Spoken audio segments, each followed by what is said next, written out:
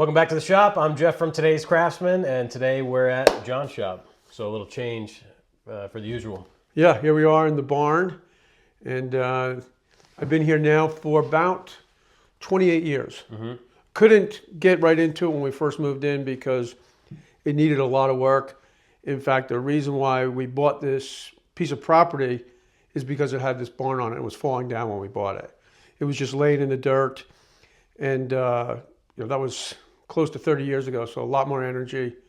We jacked the barn up, put a new foundation in it. The whole top level is all new. That's all new wood up there. Okay. This I took down to about 2.5 walls. Originally, it was a place to weld, so it had a stone floor, 3/4 inch bluestone. And then when I realized that welding really wasn't my thing, I moved the wood shop from the basement out here. But before doing that, I put this wood floor in with, this is a sturdy floor, interlocking plywood floor. So what are we talking about size-wise here? This is just under 16 feet wide and just under 32 feet long.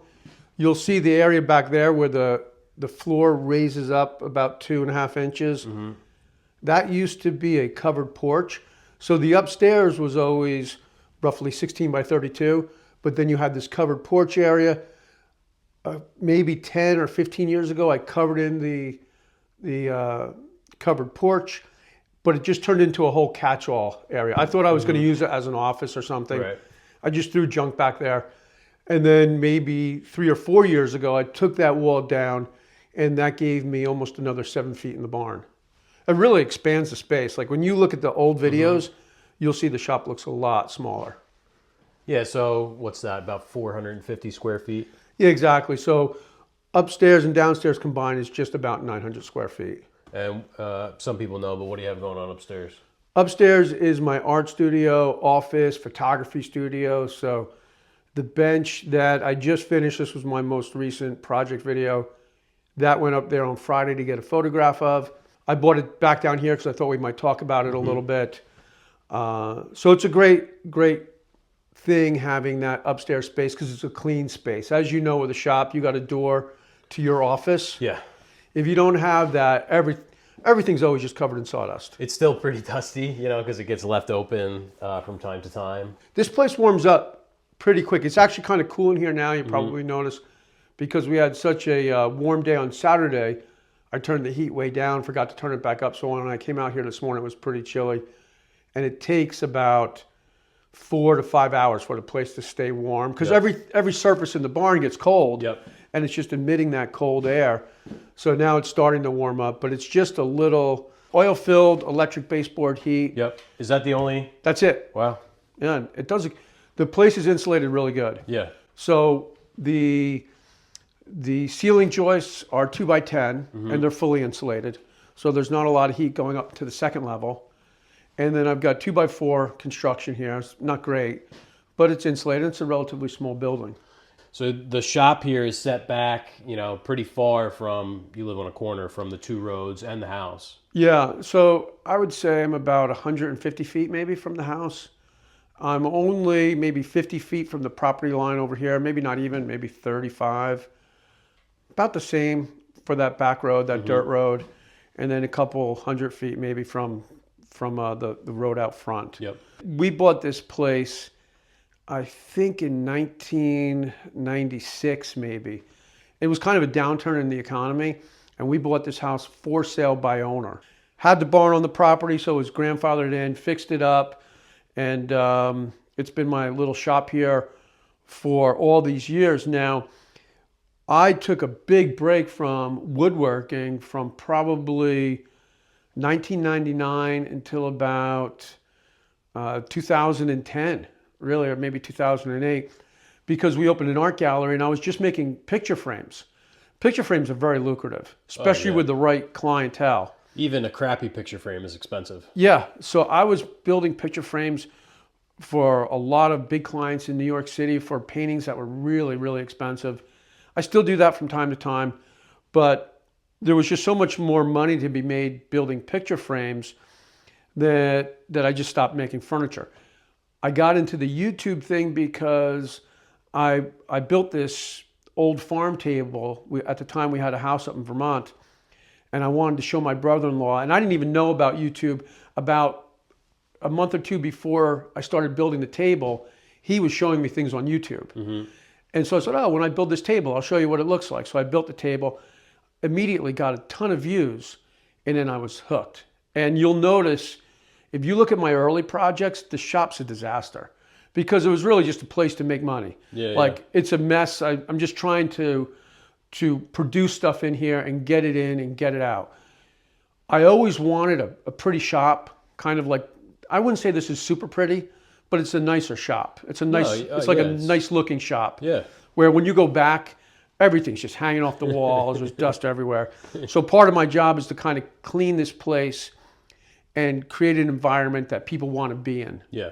And it doesn't look, some of these YouTube guys, you look at their shop and it's like way over the top. They've got the whole wall of, if it's woodpeckers or whatever, all this expensive stuff. And you've got some, expensive tools, but this, it's like desirable but attainable. That's what I think.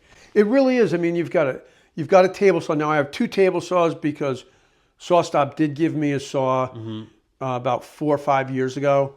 And so that they actually offered to give me a saw years before that, but I didn't have dust collection in the shop. I mean, it was pretty crazy. I would just wear a mask all the time. Oh, I remember when you did. Did you do it in preparation for that saw? Yeah, that was my motivation. Yeah. So I do have the industrial 3 horsepower saw, same exact saw you have. That's the saw that I use the majority of the time now. It's just a nice saw. Oh, yeah, it's great. And the safety factor is a plus. My son Walter, as you may know, he makes stuff. He actually works at a professional machine shop now and has his own business. But he comes out here and uses the saw. And I just wasn't ever comfortable teaching the boys when they were younger to use the Powermatic saw. Yeah. It's a lot of power. It's 3 horsepower saw. There's no safety, There's not even a riving knife on the saw. Yeah, that's a huge safety factor, is a riving knife. Exactly. It didn't come with one. I'm sure I could get one in there, but I just didn't deal with it. I mostly use this now for lap joints, dado joints, things like that. So I do have the 2 saws face to face. I always like the way that looks. Yep. The miter saw, back in the early days of making YouTube videos, I had an old Hitachi that someone took the guard off when I was at the job site. So I never had the guard on it. And when I was making YouTube videos, I used to get a lot of grief about not having a guard. And then the brake broke on it. So then you would just have the spinning wheel, going on forever. And so eventually I got rid of that, got the Bosch like you have, but you've got the 12-inch, I got the 10-inch. I didn't love that saw. You had that Glide one, the same one that we have? Yeah. We bought that from Keith 2-Bit, and I had that saw back when I was a finished carpenter, and it's supposed to be very rigid, but it turns out it's got like a lot of deflection. That's what I thought. It was great for like the first couple of weeks, and then it just got really sloppy. Yeah. And then I started to work with Acme. I'd love to work with Acme tools again, but it just wasn't working out at the time. And they sent me a bunch of tools to get started with them. And so they sent me the Capex, and I love this saw. Yeah, let's take a look. Yeah, I'm not sure if we're... This thing is just right out of the box, super straight. You can see I often use a sacrificial fence just to get a 0 clearance cut on it. I mean, yeah, you could put a sacrificial down here too, but you get the sacrificial on the back when you... Yeah. This is just... I mean, literally, I'm just throwing this thing on here whenever I'm making cuts. And it's nice because you can get a new 0 clearance, move I around. mark out where my nails are. Yep. And as long as I'm not where a nail is, I just keep it simple like that. So this is a great saw. It's hooked up to the vacuum. Oh.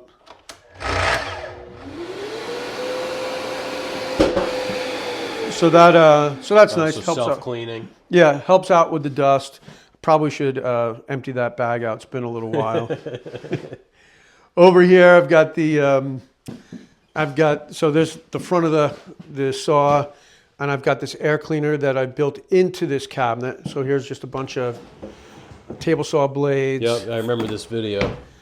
Yeah, this thing's a really nice addition to the shop. It's I didn't want to have the filter hanging from the ceiling because the ceilings are only 8 feet 2 inches.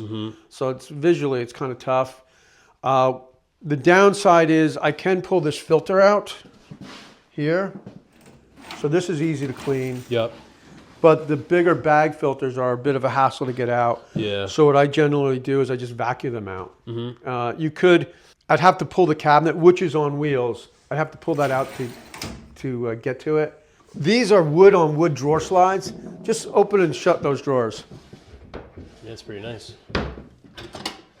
Waxed up, I'm assuming. Yeah, just a little wax, but I mean, isn't that nice? Yeah. Wood on wood drawer slides. I know that they don't make sense for a commercial shop, for a big kitchen, but they never wear out. Yeah. And when they work good, they work like that. That just is nice, I think. I would go for that before I use side mounts. Yeah, definitely. Totally. Side mounts are terrible. Well, what really convinced me is my wife and I bought this old house in Vermont maybe almost 20 years ago now, or maybe more than 20 years. Anyway, I renovated the kitchen, but I kept the kitchen cabinets and just painted everything, new countertops, things like that. Built some additional cabinets. All the drawers were just wood on wood, and they just ran super nice. And it's like you get an old crappy drawer slide, like the ones that I have in my house, and they're not good. So I'm even considering, if I ever do my kitchen, just doing wood on wood drawer slides, but probably not now that I know you. Yeah, not the main advantage, but like when you're doing a whole kitchen full of cabinets, you get to adjust all the things, adjust everything so that it lines up really nice. That's for sure. With this, it's like you get one shot. Yeah. And that's it. Yeah, I mean, it's amazing how well they work, but it's true. It is only one shot, but you can make it, like that thing is just cleats. Now these drawers, I think these drawers work good too. So this one's a heavy drawer. I got a few routers in here. But this top drawer, and then I always put a false back on so you can pull the drawer out and still have like 3 inches of the drawer sides in the cabinet so you don't pull the drawer. Otherwise you're tempted to keep pulling. You'll pull it all the way out and you drop everything on the floor. What in here has been here since the beginning? Anything at this Definitely point? The Powermatic table saw. So you had that in the basement? That was in the basement. When I moved into the house, the table saw came with me, the jointer, the 14-inch bandsaw, the old Delta back there. When I started, Delta was pretty much king. Yeah. Everything was Delta. The shop that I worked in was all Delta. I had this Delta, this little drill press, that mortising machine, which I used to do a lot of mortising work. Yeah, I watched a video of yours recently. I can't remember what it was. Might have been a bench, I think. Yeah, I think you flashed back in one of your videos to something that you built and you were using this. Yeah. Yeah, so then I've got the lathe back there, which I use pretty infrequently. Was using it with the mallets that Walter and I made. Yep, I see this where the head goes in. Yeah. Yeah, that was a fun project to do with him. I basically just hot glued it to the chuck there. You can see the hot glue on the back. And then back here, this is basically just storage area. We have the Onefinity, which Walter uses from time to time. And I think he's going to use that on a project with you soon. Yes. This toolbox is Walter's. This piece of furniture I built, this was one of my first pieces of furniture built probably maybe 1987. Wow. Something like that. I built it for my parents, and at the time it was pickled or whitewashed. They called it pickled back in the 80s. Everything was like knotty pine and pickled. Yep. So a couple years ago, I stripped it down to the pine that it is, and then just clear coated it with, I think this is a water-based Halcyon. And, it's not my favorite style, obviously. I didn't really have a style when I built this. Yeah. But it does a good job of holding a lot of stuff because there's a lot of drawers in here. I want to tell you a little bit about this. So this is a Babinga top.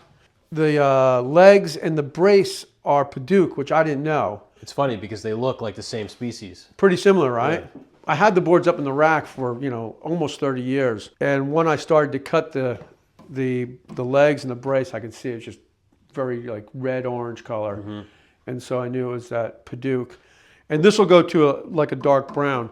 But one of the things I wanted to point out is touch the legs, run your hands, now touch the top. Yeah, the legs are smoother. Yeah. I noticed. Yeah, big difference, right? Yeah, this is more open grained. Do you know what that is?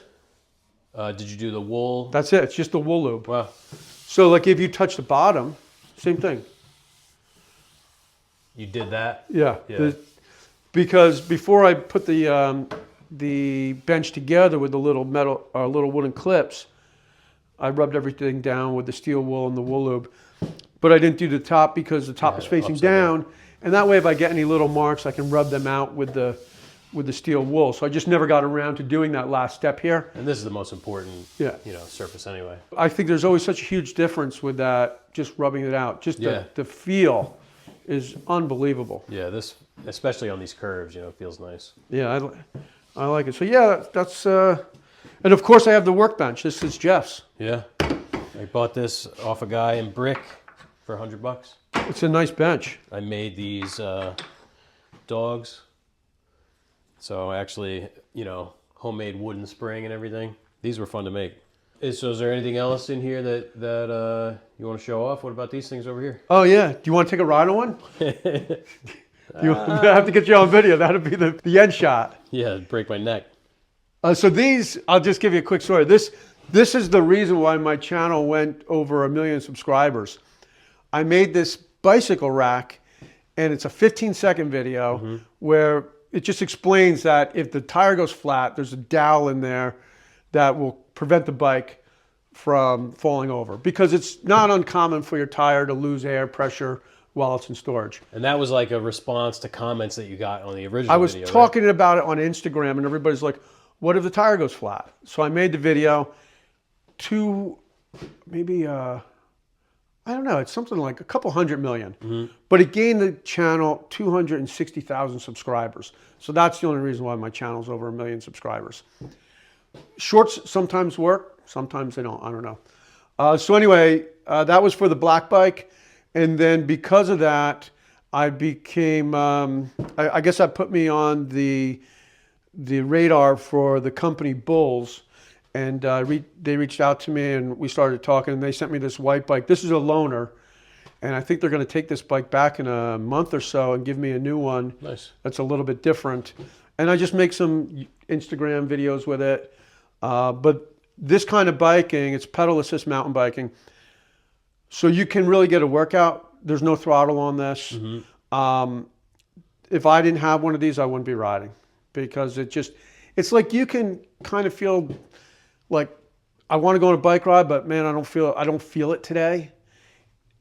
But after about 5 or 10 minutes riding this, all of a sudden you loosen up. You're like, okay, I feel good. I'm going to ride. Where if I had to pedal up that first hill, I might be like, nah, I'm not going to do that. Yeah, yeah. So you still have to pedal, but it's like somebody pushing you. Right. Yeah, and you can change the level of assist. Like I think once you ride one of these bikes, you're going to kick that other bike that you just bought out to the curb. Get me divorced. I have to buy an electric Bulls, bike. if you're watching. So yeah, if you're thinking about getting into pedal assist mountain biking, I highly recommend it. It's been a game changer for me. I've had a lot of fun on mine. I haven't taken it on a trail yet, like a actual trail. But yeah, it's just fun. And having a nice bike, like if you never had a nice bike, it's just riding it is so much better. It's like a nice tool, you ride these bikes. That's like when you're anything. a kid, like a Huffy, and then you ride something like this. Oh, like, yeah. Holy crap. Yeah, it's a total game changer. Total game changer. So yeah, that's it. That's about it. This is the shop. It's been good. It's been good for almost 30 years. Should be good for a little bit more. Yeah. I guess we should talk about memberships, because anybody who's still watching at this point may be interested. So we have memberships available now. YouTube, I guess it's just called YouTube memberships. Okay. So we'll offer, you can go and see the tiers, but early access to the videos, maybe some lives. We'll do members only lives. And we had the thought of like maybe every Monday morning we could post, or we would record it on a Monday. Just like a little shop update. So you would do it from your shop, I would do it from mine, probably be 2 separate videos, just like a couple minutes. We'll go around the shop, show you what's going on, anything that changed, something new that we got, and all kinds of other stuff. So check that out. Cool. Hope you enjoyed this video. It was fun to shoot. Yeah. See you next week. See you. All right, let's hope we're recording. Yeah. Hey guys, hope you enjoyed that shop tour video. It was a lot of fun shooting it with Jeff. We did something a little new. You may have noticed the camera following us around. We had the camera on a gimbal and it seemed to work really well. So that was kind of cool, playing around with some new technology. A little shop news. I'm now posting my videos every Saturday morning at 9 o'clock. So hopefully after watching today's Craftsman, you'll hit the link in the description below and check out my channel. And of course, I'll have a link on my descriptions back to today's Craftsman. So hopefully you'll check out both videos. A big thank you for everybody leaving comments on the Today's Craftsman channel. It's really starting to build some momentum. Really appreciate all the comments and the likes and everybody who has subscribed. So big thanks for that. What's coming on my video this weekend is this router bit drawer. It's a long overdue organizational project that takes advantage of some of the very limited space that I have here in the shop. So again, I hope that you'll click on the link in the description below, check that out, and I'll see you there.